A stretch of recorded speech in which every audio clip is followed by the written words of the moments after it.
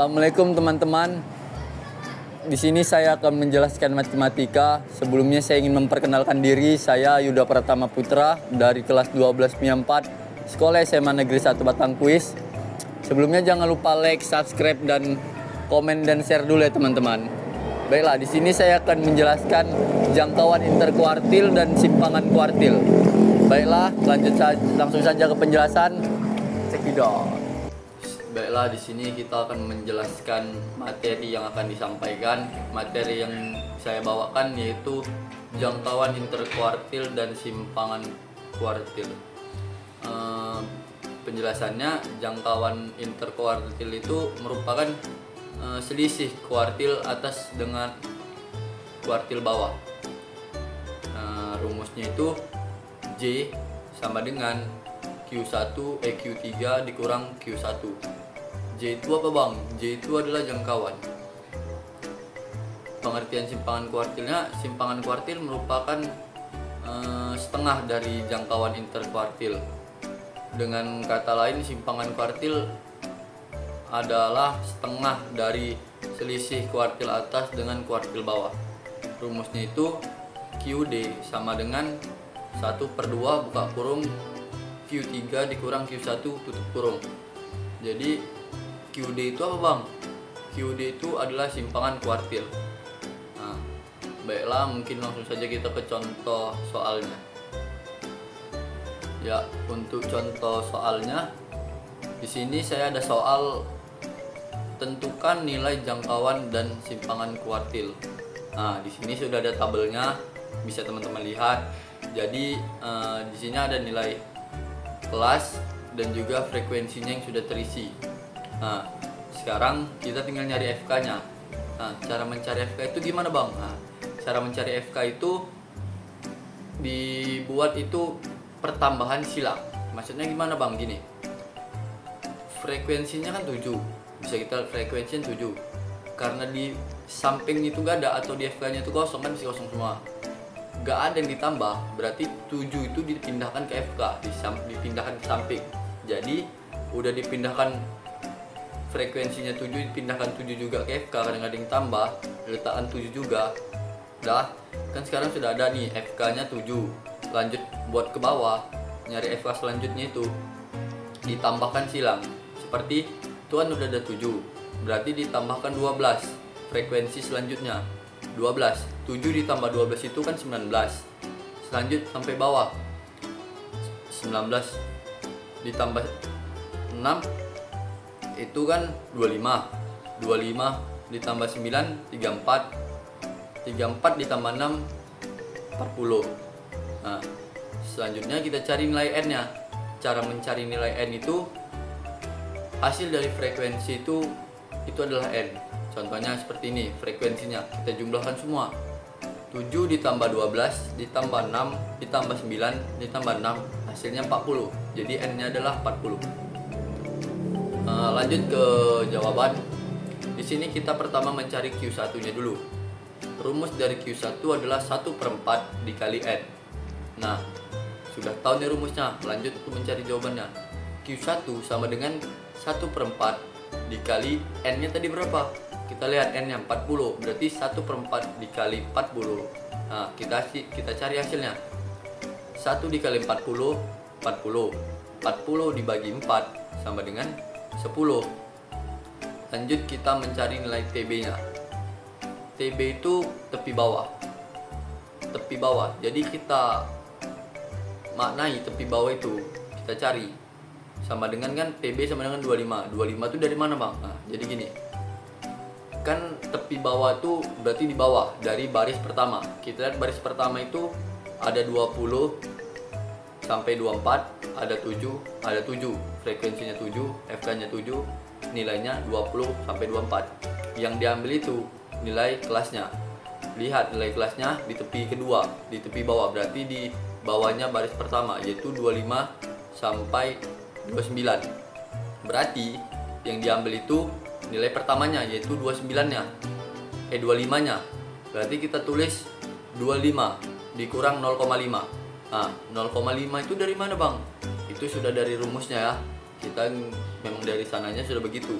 Jadi 25 dikurang 0,5 sama dengan 24,5. Selisihkan. Selanjutnya nyari nilai FK-nya. FK itu frekuensi kumulatif. Nah, jadi untuk mencari nilai frekuensi kumulatif ini atau FK ini, berarti kan FK-nya kita sudah dapat di baris pertama. Berapa hasilnya? 7. Berarti FK-nya itu sama dengan 7. Nilai ini itu artinya baris. Maksud baris itu contohnya seperti kita lihat pada nilai kelas kan ada 20 sampai 24. Nah, itu selisihnya berapa?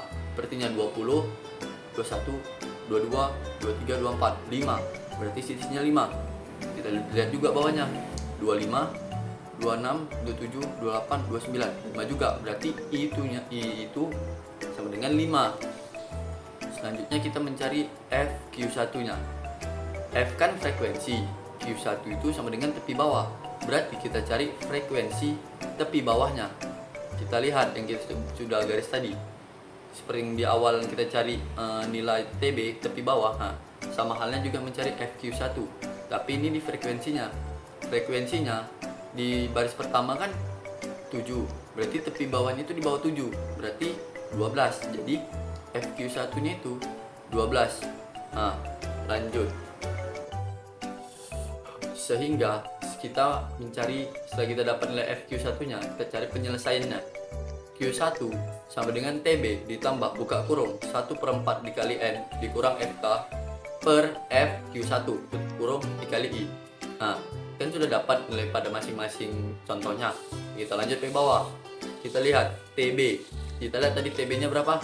Ya, TB-nya itu 24,5. Berarti kita tulis 24,5 ditambah buka kurung. Kita cari 1/4 tambah N-nya tadi berapa hasilnya kita cari? Hasilnya 10. Berarti kita tulis 10 dikurang FK. FK-nya tadi berapa sudah kita cari juga? 7 kan? Berarti 10 dikurang 7 per, kita lihat per FQ1. FQ1 itu berapa? FQ1 kan sudah kita cari, hasilnya 12. Berarti 12.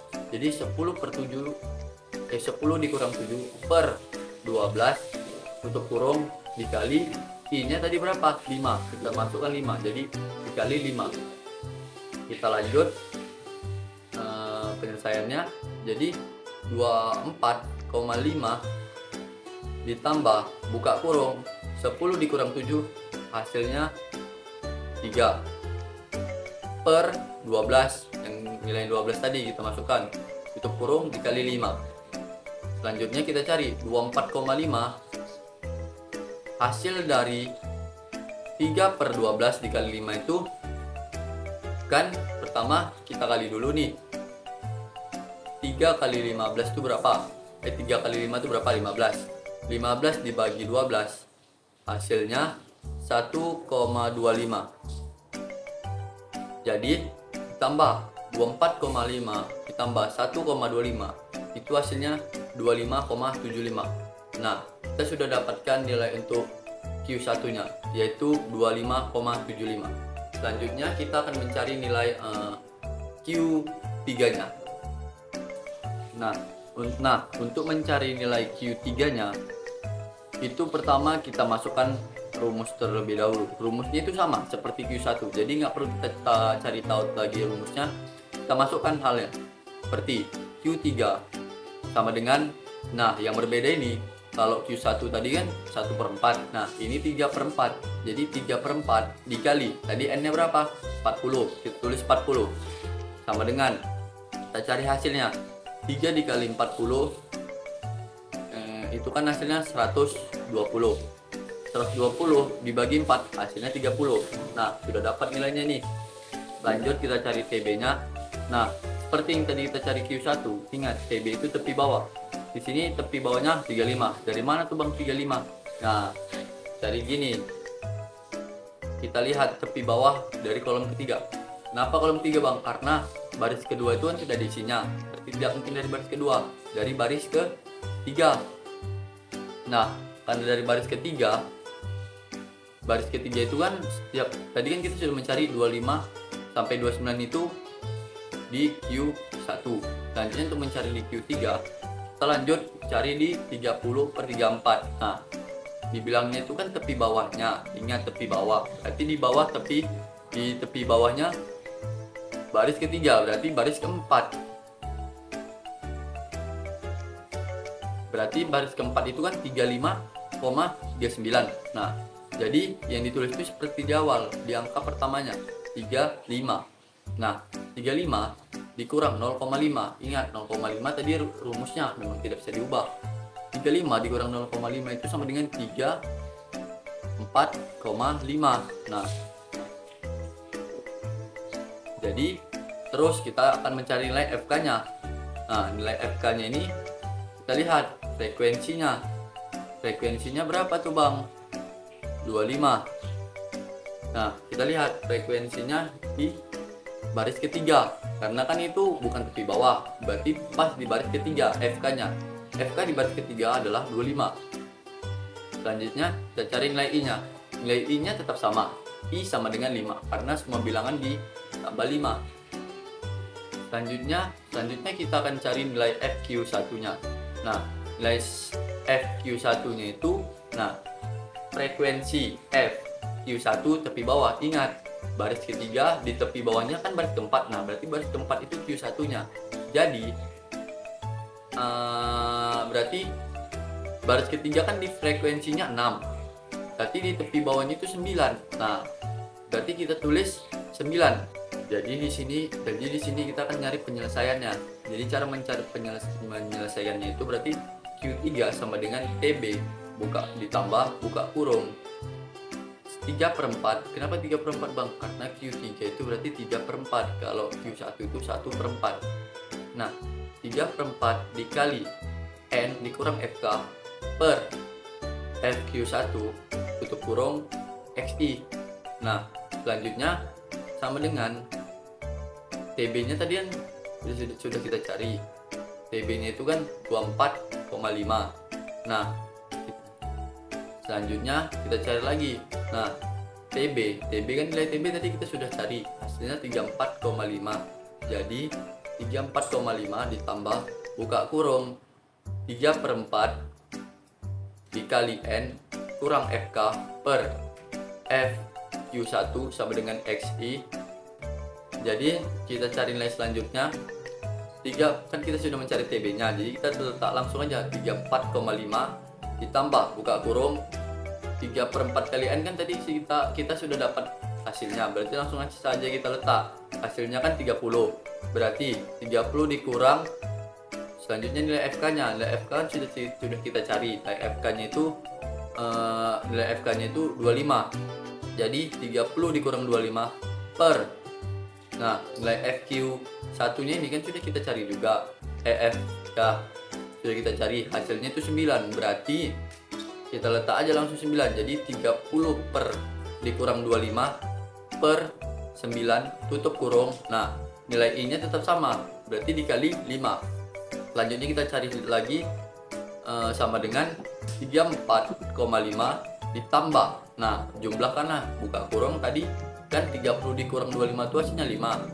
Kita letak 5 per 9-nya kita letak tutup kurung dikali 5. Nah, kita lanjut langsung mencari penyelesaiannya.